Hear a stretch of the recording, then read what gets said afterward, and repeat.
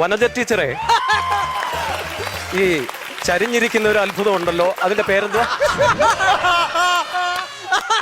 കുഴപ്പമില്ല. എന്തോ പറഞ്ഞു സാറേ? ടീച്ചർ പറഞ്ഞിരിക്കുന്നത് ഈ ചരിഞ്ഞിരിക്കുന്നൊന്നും വലിയ അത്ഭുതപ്പെടാനില്ലെന്നാ ടീച്ചർ. വിഷയം നീ രക്ഷപ്പെടാം, പിന്നീട് നോക്കാം. ഏറ്റവും സംസാരിക്കരുത്. ഏറ്റവും കൂടുതൽ മഴ ലഭിക്കുന്നത് എവിടെ? അടുക്കള ഭാഗത്താ.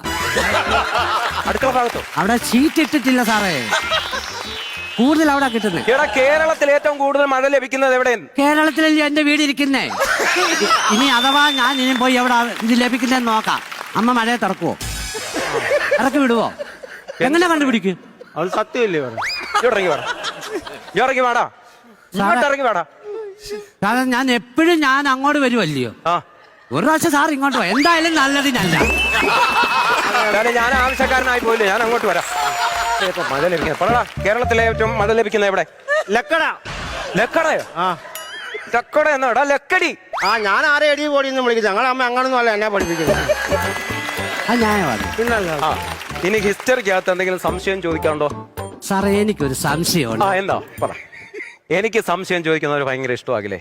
ഈ വാസ്കോഡ് ഗാമയുടെ വീട്ടുപേരെന്തുവാ? തടത്തിൽ പുത്തൻ വീട്. മറക്കാതെ എഴുതിയതാ അത്. എടാ, അത് എന്റെ വീട്ടുപേരാണ്. വാസ്കോഡ് ഗാമയുടെ വീട്